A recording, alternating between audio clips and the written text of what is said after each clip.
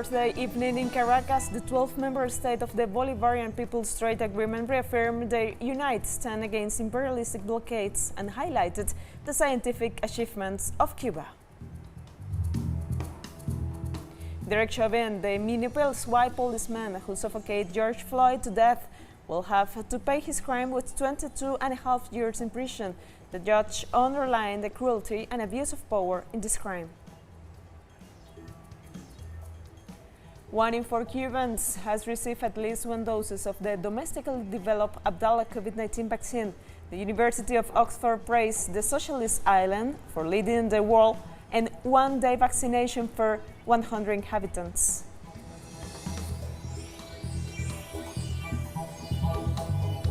From the headquarters of teleSUR English in Caracas, Venezuela, I am Janet Perez Moya. This is From the South. Let's begin.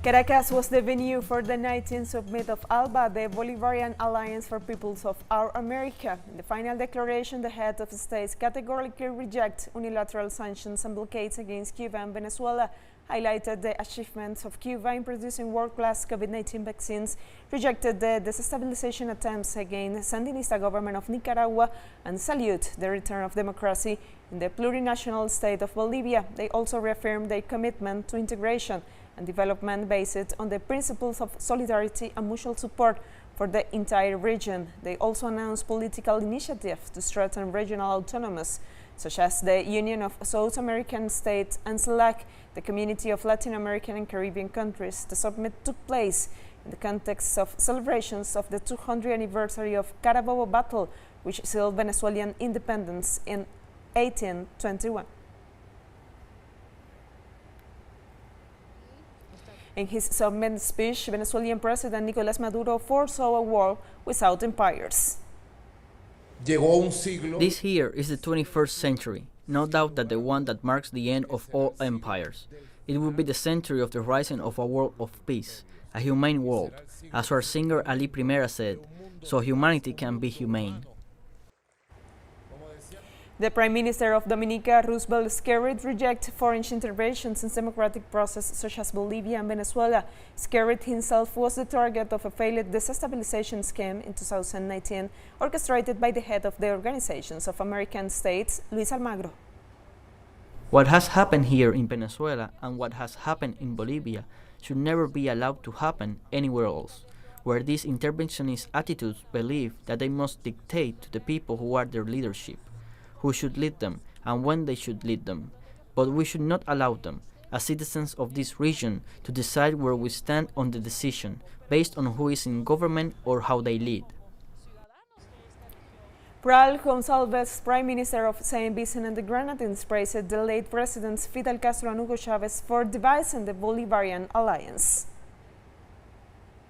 From the beginning of ALBA-TCP, from the inaugural meeting until today, so I know for a son the heroic work of Fidel Castro and Hugo Chavez, I can write a book about it, as to how this came about and what transpired.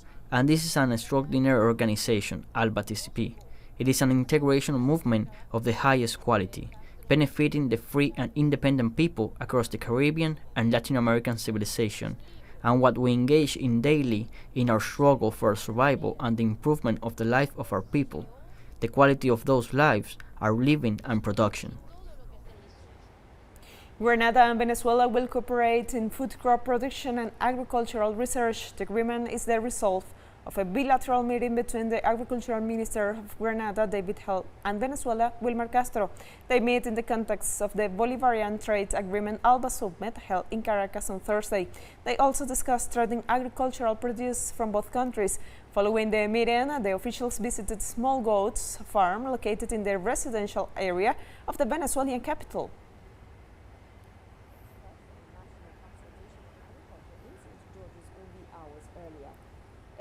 Two former key ministers of Bolivia's de facto regime were declared in absentia and their assets permanently seized. They are being prosecuted for fraud rather than murder. They are Arturo Murillo and Luis Fernando Lopez, ministers of the Interior and Defense, respectively, who were in charge of the most brutal repression during the year-long dictatorship of Janine Áñez, who is in prison for her participation in the coup against President Evo Morales in 2019. They are not being prosecuted for their murders, however, but for the overprice of $2.3 million in the purchase of tear gas canisters. Judge Claudia Castro's prosecutionary resolution allows the prosecution to proceed in the trial in absentia. Murillo was recently arrested in the United States on charges of corruptions, and Lopez is believed to be hiding in Brazil.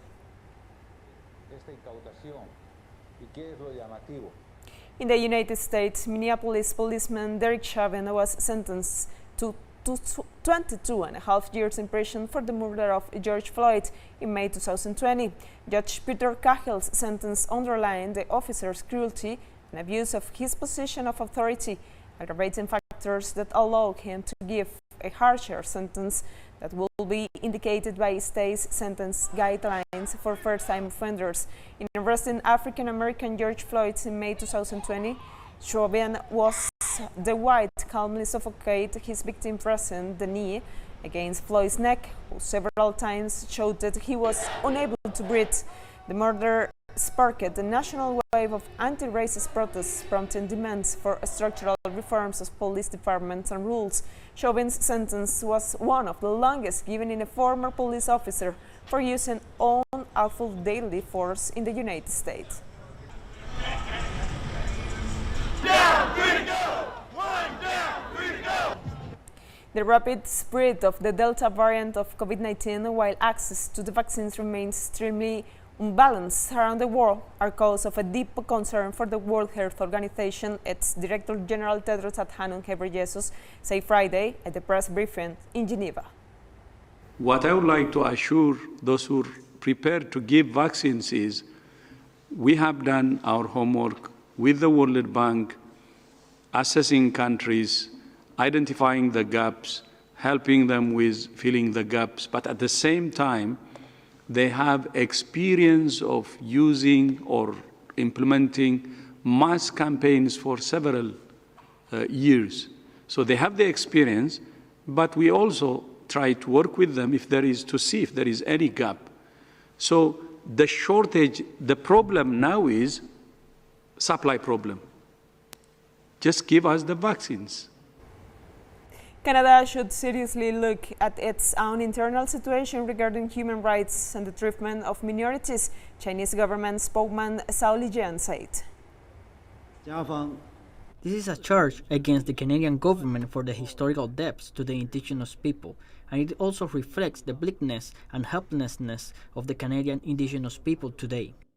Thousands of Indigenous women were murdered or went missing between 1980 and 2015, and the Canadian government had to admit that the tragic and violent treatment of Indigenous women constituted genocide. In the face of these historical crimes, the Canadian government has kept saying for many years that it would take measures to seek the truth, but it has done little in reality. We hope that the Canadian government can move forward instead of upholding surface justice and making oral apology. They should take more effective measures to find out the truth, investigate responsibilities, implement compensation, and issue policies to effectively protect the rights of Indigenous people. An outbreak of cholera in Nigeria left 296 people dead in the capital Abuja. 19 over 1 cases were reported. Almost 11,000 people have been diagnosed with cholera since January 2021 in Nigeria. The lack of potable water and the impossibility of quick and efficient medical interventions are factors in the Western African country that could lead to an increase in deaths and in the range spread of the epidemic. In 2017, more than 150,000 cholera cases struck Africa. Over 3,000 deaths were reported.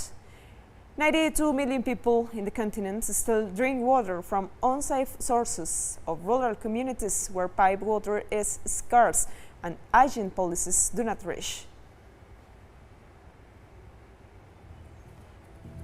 We will be right back after this very short break, so stay with us.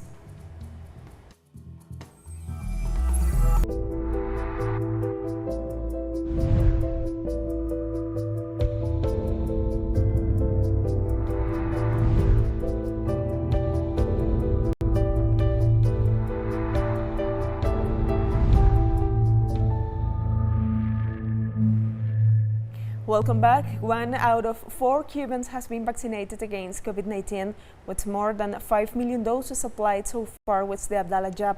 The country is in the forefront to fight against the pandemic. Health authorities in the country announced that so far 24% of the population has been immunized with at least 1 dose of the COVID-19 vaccine. According to a study carried out by England's Oxford University, Cuba currently leads in the percentage of people vaccinated in a day per 100 inhabitants.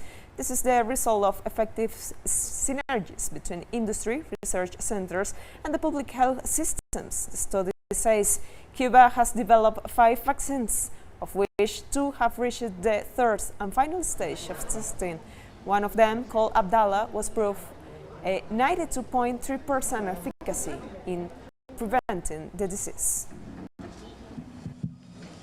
Bueno, buenas tardes. We believe that Cuba will be the first country to be able to vaccinate its entire population by 2021 with its own vaccines. We will have to see what will happen with the efficacy of the sum of 2 doses of Soberana O2 and 1 dose of Soberana Plus, which is what we will present to our regulatory authority when we have this final data. Venezuela, the third day, received the first batch of the Abdala COVID-19 vaccines developed in Cuba. Vice President Delcy Rodriguez received the shipment, which is part of the contracts signed between Venezuela and Cuba for the development of 12 million doses of the Abdala vaccines against the coronavirus. This comes after the scientific community confirmed the vaccine's candidate had shown efficacy of more than 92%. Cuban ambassador to Venezuela, Dagoberto Rodriguez, stressed that the agreement is a sign of the close relations and solidarity between the two countries. And there is not the slightest doubt that in this significant act, where we are confirming the reception of the Cuban vaccine Abdala, Bolívar remains undefeated. In this triumph over those who try to oppress our people, over those who try to dominate us.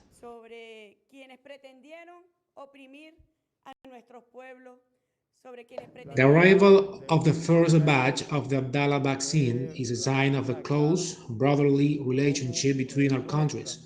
With the arrival of this vaccine, the vial doesn't only carry a vaccine that can help to alleviate the pandemic, to save lives, but in each vial comes the sentiment of love and brotherhood of the Cuban people.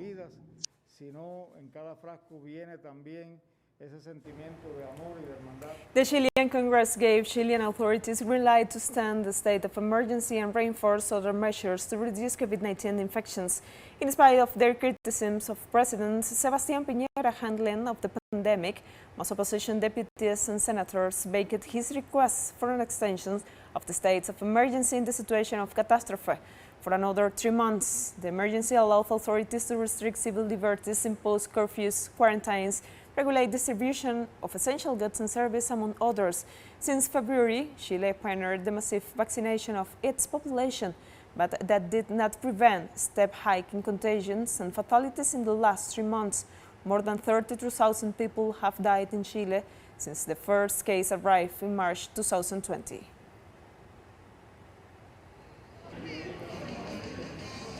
The supreme leader of Iran, Ayatollah Sayyid Ali Khamenei, received the first doses of the Coviran Barakat vaccine of national production against COVID-19.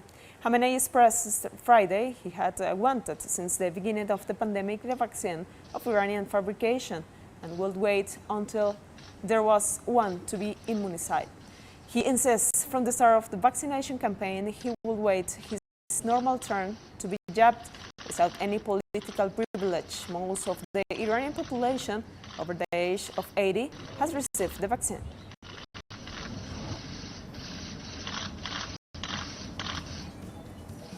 We have more news coming up after this final break, so stay with us.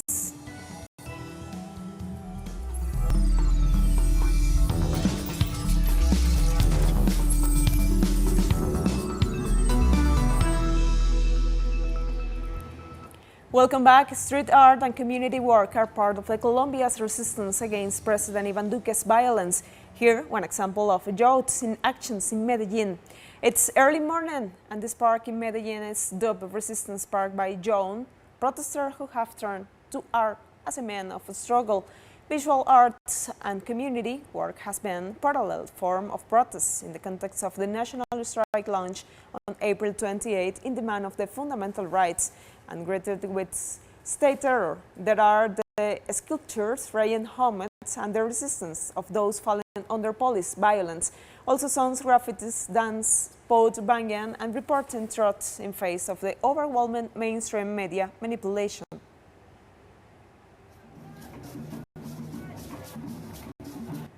The Salvadorian president is promoting the use of Bitcoin with free introduction gifts. The cryptocurrency has been adopted as parallel currency for the first time in the world. From his experience in advertising, President Nayib Bukele knows well that new products need marketing and for examples to be positioned. Therefore, he announced a free virtual wallet with the equivalent of $30 in Bitcoins for every Salvadorian citizens hoping to tempt and pursue. The pioneering adoption of cryptocurrency as legal tender has come not without confusion in a country with limited internet access and computer literacy. The international banking system and financial institutions are also unhappy, but Bukele seems to be betting in increasing remittance from Salvadorian immigrants in the United States, the country's main source of incomes, by slashing banks' commissions.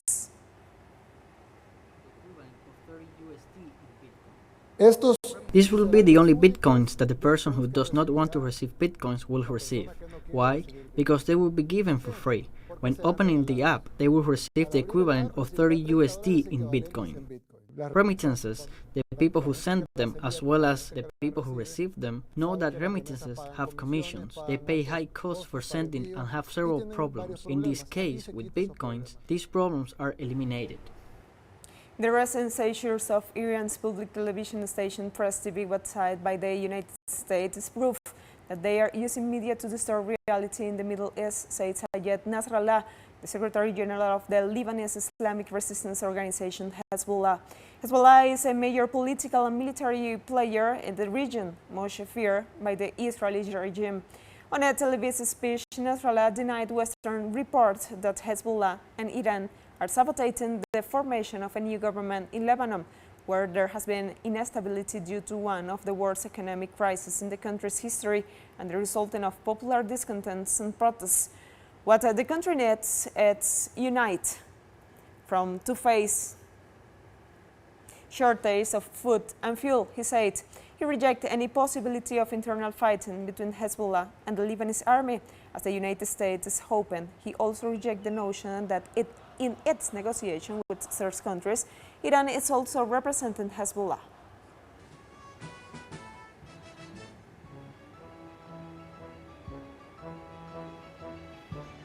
Around 650 United States troops will remain in Afghanistan to protect diplomats after the Pentagon completes its troops withdrawal from the Asian country. Most of the withdrawal will occur over the next 2 weeks. Several hundred U.S. military personnel will assist Turkish force in providing security at the airport in the Afghan capital. Those troops are expected to remain in place until the end of September, while Turkey prepares permanent and security posts at the crucial point. In April, President Joe Biden announced a total withdrawal of U.S. troops in Afghanistan before September 11th this year, coinciding with the 20th anniversary of the Twin Towers attack. Probabilmente ha cambiato la posizione. Va bene perché 3 colpi li hai messi molto vicini. Incomprehensible. That is how the Russian spokesperson Dmitry Peskov described the divisive left of the European Union regarding the summit between the countries of the bloc and President Vladimir Putin. The European leaders did not agree on the format of the dialogue with the Russian with Putin. Therefore, the summit will not take place in near future. Peskov considered this attitude as inconsequent and incomprehensible. In addition to the impasse, the head of state and government of the EU decided to extend the economic sanctions imposed on Russia, which are set to expire in July.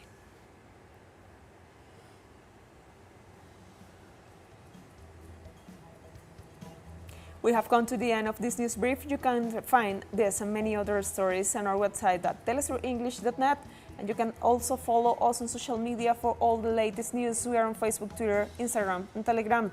Plus, you can catch up on our shows on YouTube channel. For Telesur English, I am Janet Perez Moya. Thank you for watching.